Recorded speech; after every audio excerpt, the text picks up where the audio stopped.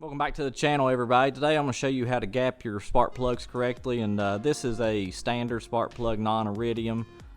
Some of the things apply to the Iridiums, but I'm going to wait till I get a set of Iridiums before I do a tutorial on it. But this is just a standard spark plug.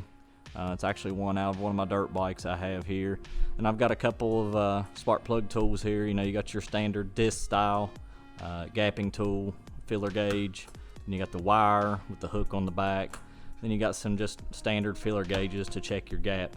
The gap on this one, I've already checked it. You can use the disc style filler gauge for it, but I think it's like a 34-ish. Yeah, that's about right. And you don't want to do it to the point to where it sticks. You just want to do it till you feel a little bit of friction and don't force it. So, you know, it just kind of hangs right there and then pull it out. And like I said, on a standard style spark plug, that's simple enough.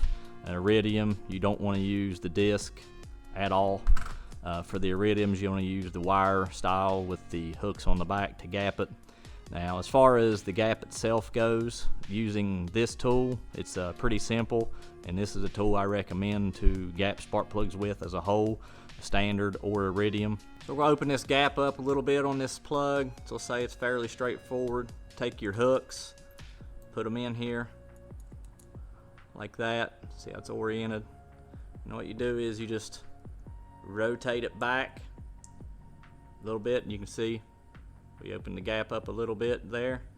And then to set the gap back, you orient it back in with that hook, and then just bend it back down a little bit.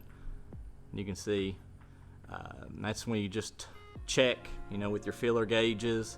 Standard plug, you can use the disc gauge if you want. I just use, like I said, just the wire gauge with the hooks on the back work. Like I say, with an Iridium, you want to be mindful of the Iridium center electrode, because it will break if you try to force this little disc, or even a filler gauge. You have to be real careful because you'll break the tip off an Iridium plug pretty easy.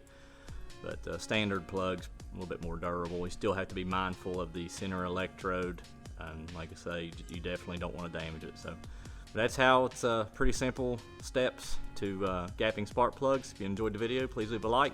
Catch you in the next one.